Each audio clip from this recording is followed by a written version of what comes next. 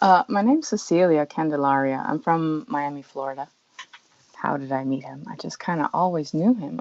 We grew up, I guess I must have met him around 5 or 6 years old. Uh, our parents took us to Catholic church in Hialeah, Florida. It was kind of far from where I Mm. lived, but yeah. We keep meeting up. We'd never really stayed fully in touch, but we would meet at interesting times in our lives. Like maybe once again at 17 and again at like 21-ish. Yeah, and then through social media we kind of were connected but didn't talk at all. And then maybe around 24, he was in the military and he was always kind of a truth seeker. I remember like when we met up at 21, I don't remember the conversation at all, but it was like about faith and the nature of the things. And I remember he saying, he said to me, "I'm allergic to small talk." I'm allergic to small talk. And I said, "Oh, okay, this is my person. Like, I need a key person here."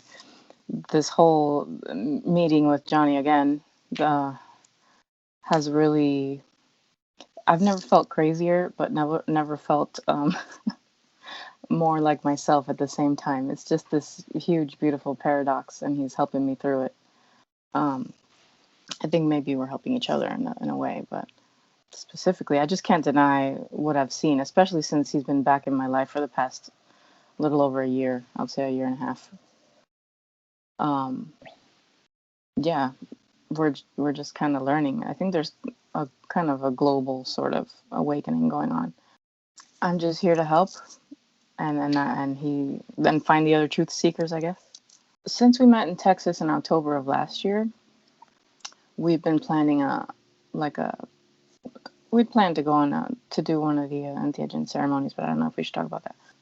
I went under the light over there, and I had an interesting experience, but nothing.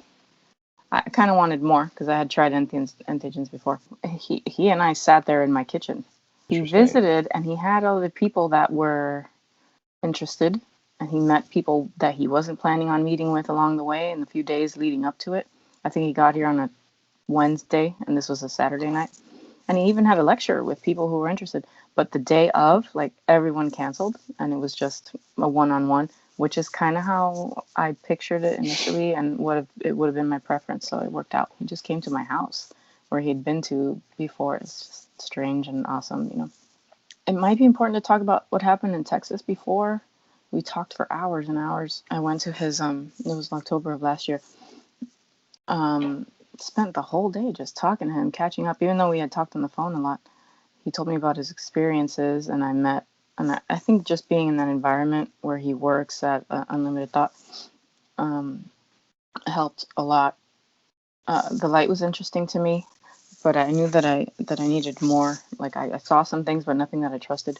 It's just interesting being around him because he has access to, and he taught me how to use the that intuitive sort of hearing. I wouldn't even call it hearing, just perceiving of the vibration. We reconnected most recently when I discovered DMT. I had been kind of experimenting with psychedelic mushrooms, and I in the person that I was um, doing it with was a little bit less spiritually inclined with me. At least it seemed that way. So I always wanted to have this spiritual experience, and I wasn't able to kind of do it on my own. And for whatever reason, cosmically, I recognized that Johnny was starting to work with the ajna therapy and whatever, and he mentioned DMT, and I said, oh, okay, this is the person I need to reconnect with. I mean, I did, like I said, reconnect with Johnny over the years for different reasons, but I said, okay.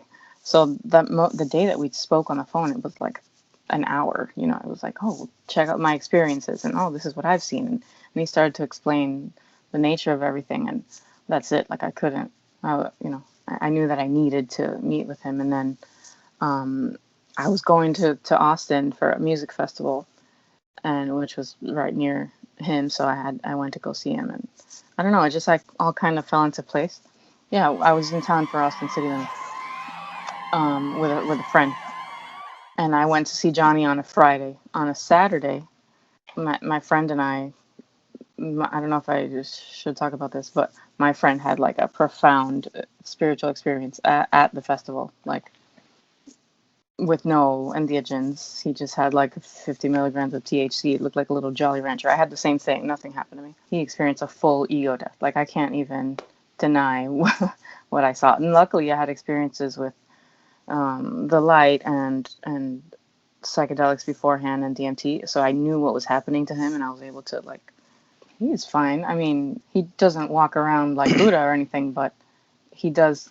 He's like learning to integrate it into his everyday life. Yeah, Right. that was a life-changing sort of thing. And it was lucky, I guess you could say, that we were able to go see Johnny right after that happened. Like, it happened in Texas. We both live in Miami, right?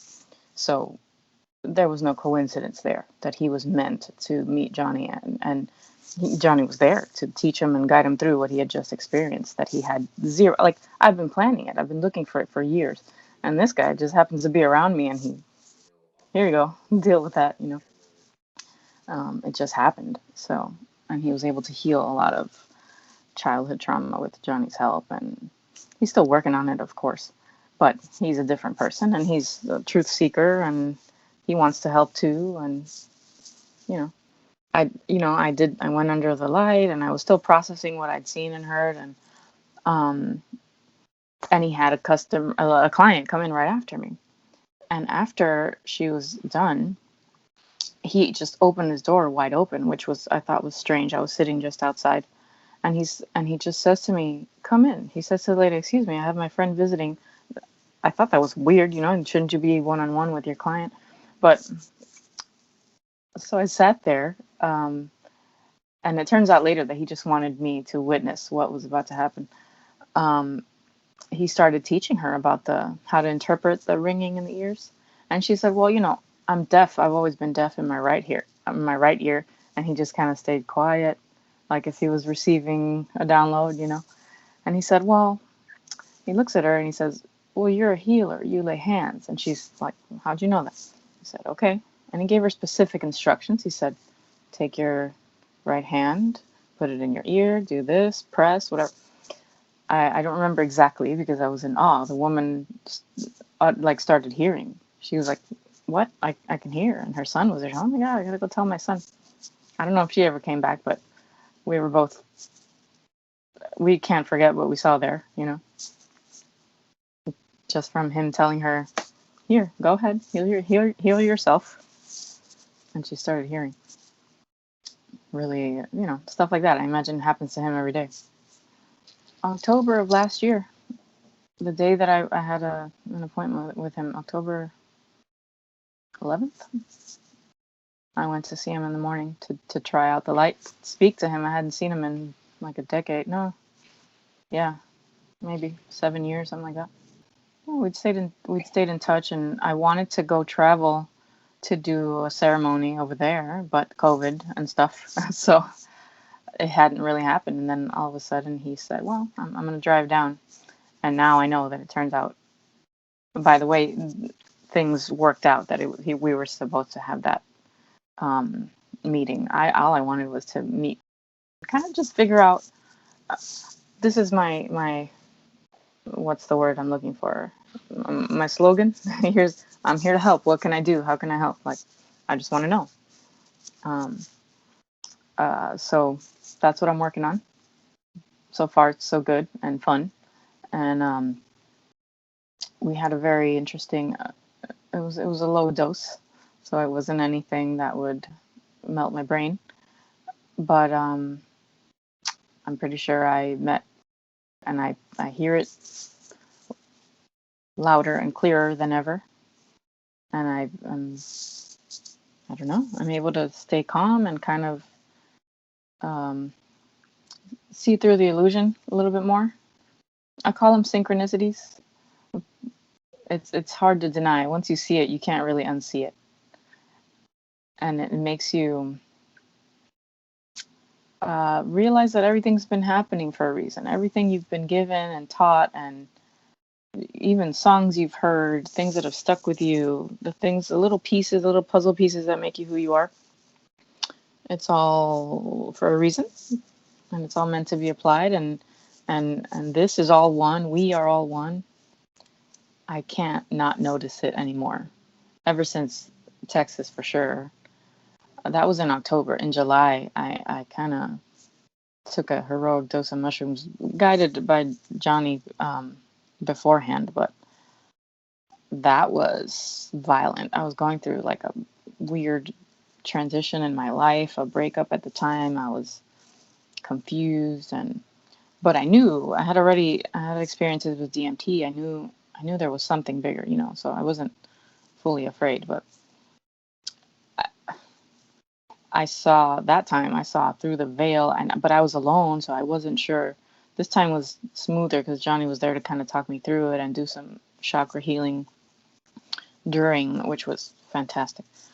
Um, but that time I lost my mind, like it wasn't violent. It was just what is this meat suit? Like I cut myself on some glass and I just looked at it like, and I laughed, like what is this laws of physics? What, this doesn't make sense to me.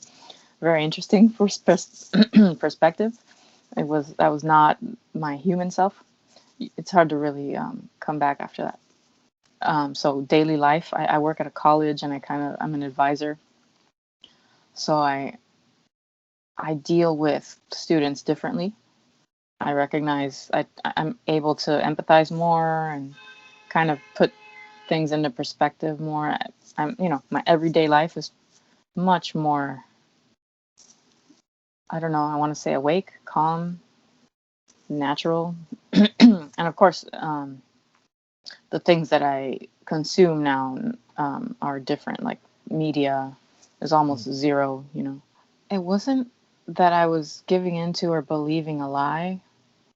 I just didn't know. It was like just this big unknown. What do I do? Is that right? It was just questions and questions and never any peace.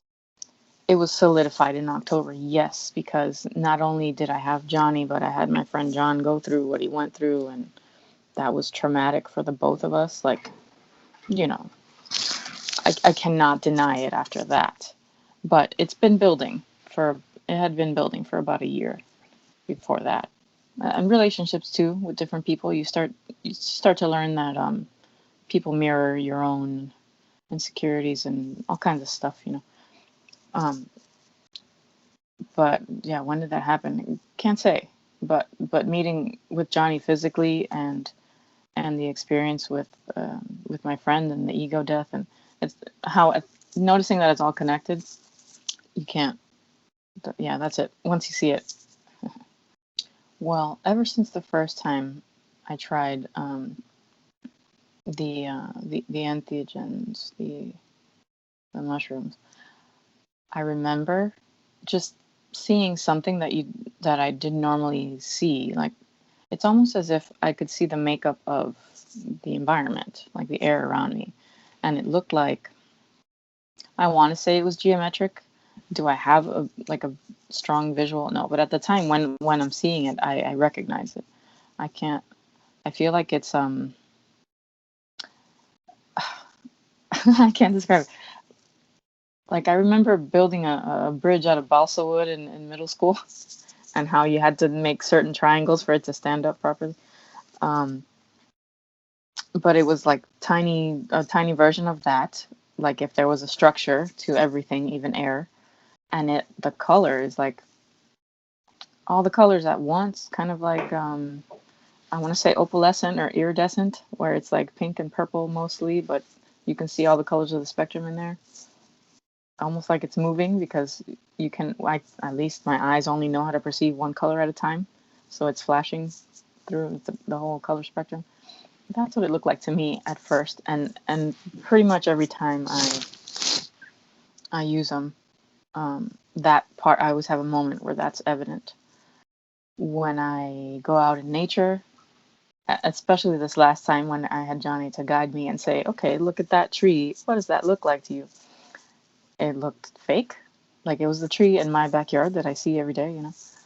It looked like a fake prop, like a backdrop for a high school play, that it was made out of cardboard. Like, and he's like, I remember the phrase seeing through the illusion. Like it's just made up and it's there.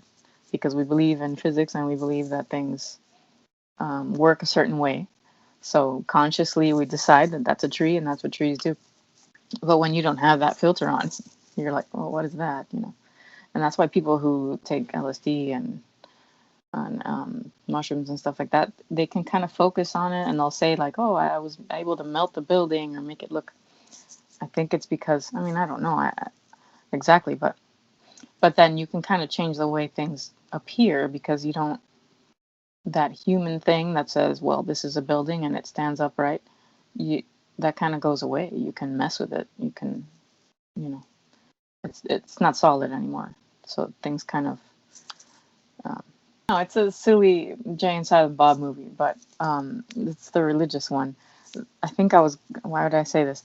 Because there's a character where he like interprets for God. I'm the voice of God, because if God were to talk to you, your little brain wouldn't be able to interpret it and it would blow up and kill you or something like that. So that's why I don't think people are meant to completely fathom what God is. Like, I remember this past a couple weeks ago with Johnny, he's like, tell me what you see. Well, how can you describe that? My description was bleh. Like, there's no word, there's no color, it's just everything and nothing. I've only ever seen just a warped kind of view of, the real world, with the exception of the fake backdrop with the tree thing and just that kind of purpley pinkish. It's almost like a diamond, like how when you think about a diamond and how it has little facets when you look into it. I've never quite said it in that way, but that sounds right to me. Perfectly structured geometrically. It wasn't like a random haphazard rock-like thing. It was like everything was calculated like a blueprint. But when you focus on it, it goes away. You just have to soften your gaze and think about something else, and it's just there. I think I'm just learning that when I call it universe Google. When I have a when I have a question, I put it out there, and I know that I'm gonna get a response one way or the other. So it helps me just go about my day and not be obsessed with figuring out one thing, because I know it's gonna happen. I feel like more of a creator in that sense. You know, um, I've never had more solid faith, but also never felt more completely shaky. And like if I'm in a boat and I've let go of the oars, I'm just floating along. Johnny and I were both raised Catholic. That never really, I mean, I went through the motions, of course, I was very strongly there. And I'm thankful for it because as a kid, meeting other kids in church like I did, Johnny, it was like a familial thing. And even as a teenager, when I kind of went back, I worked a lot of Catholic like conversion retreats. I mean, I was always looking for something, and I latched onto that because it was the closest thing I could find. I'm grateful for it because when you find people who are also looking for the truth, or who also put spirituality to the high test. up on, but also high up on their priorities. They're not just dicking around in life, getting drunk. Um, there's a bond that's made, right? So these people are still kind of growing with me and in my life.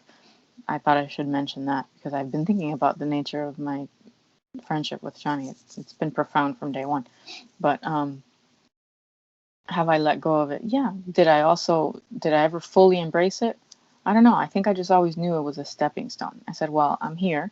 I'm going to do my best while I'm here.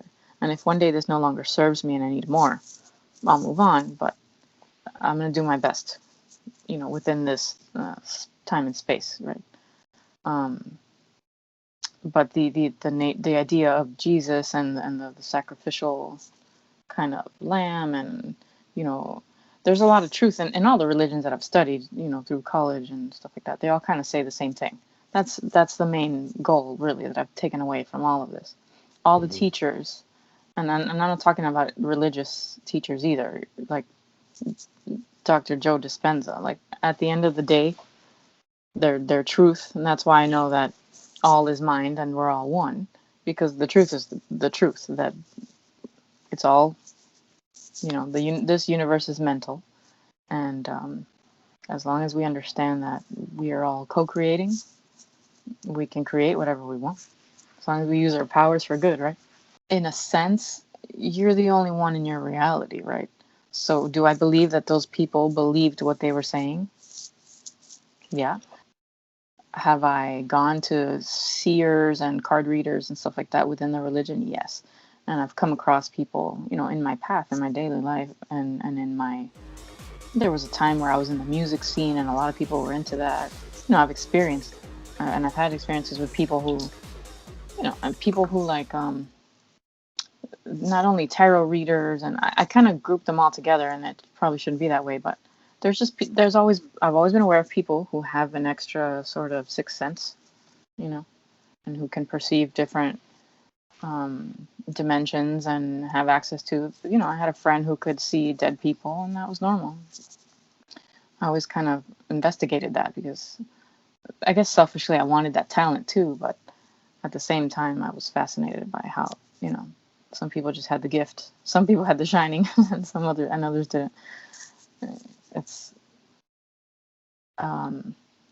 but recently I've learned through the works of Neville Goddard, which if you like the Bible, I think you might identify. He talks about how consciousness is the only reality. So if you believe that something's going to work, if you believe that jumping up and down 10 times is going to make you lose 10 pounds, if you wholeheartedly believe it, of course it's going to work. That's why everything works. You get what you believe. The problem is believing it. We have all these things coming at us and all these filters and logic that's programmed into us that we're programmed to live in fear and not trust ourselves and give our power to the others or a higher power or whatever the case may be. In my kitchen with Johnny, he says, well, everything's been leading up to this. The timelines finally everything kind of aligned for us to have this conversation, for example. Yeah. It's scary but awesome and exciting. Yeah, I'm open to it. Let's go. That's what I'm here for.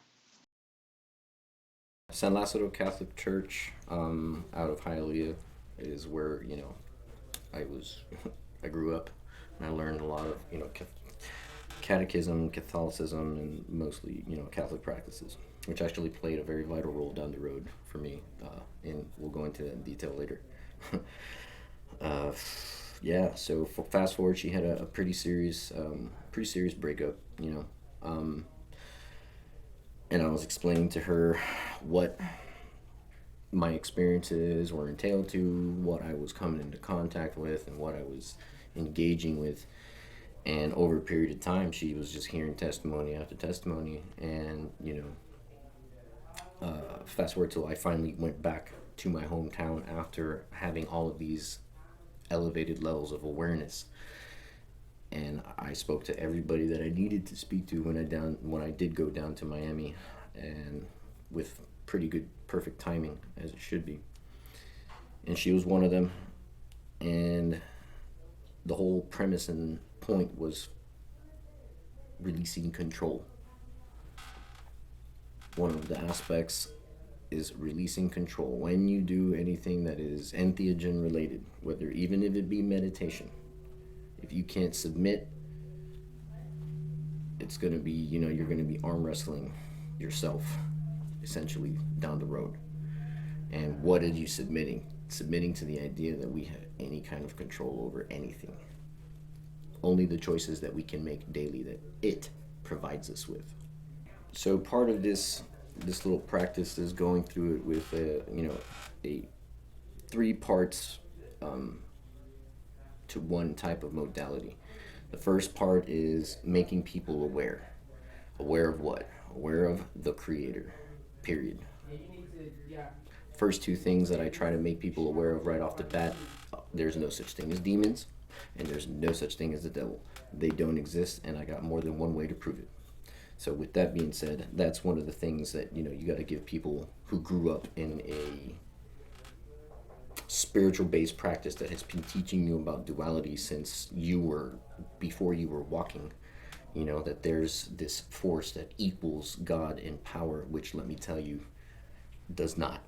There ain't nothing, and I'll exaggerate it again one more time, nothing in this universe that is more powerful than the Creator. To say that there's something out there that is equally powerful as the Creator is, to me personally, blasphemy, because you haven't met it yet. And when you meet it, and everybody will, we'll have that conversation again. And that was, long story short, her said experience was the initial meet and greet. We'll leave it at that. The initial meet and greet. You know, I don't like speaking on other people's behalf on their testimonies, but I'm pretty confident, as I can, like I said, I can pull up text messages when I ask these same questions, like, hey, how you doing? How you been? And everything in her life has worked out phenomenally perfect, to include, you know, the love that she felt that she lost came back to her. You know, you guys might have heard of this on the internet, but if it's something, anything is truly yours, if you let it go and it comes back, totally yours from the get-go. So you got to let go of your ego first and foremost. And when you can let go of the ego, or let go of the idea that you control anything, because I promise you, the ego loves to think that it's in control.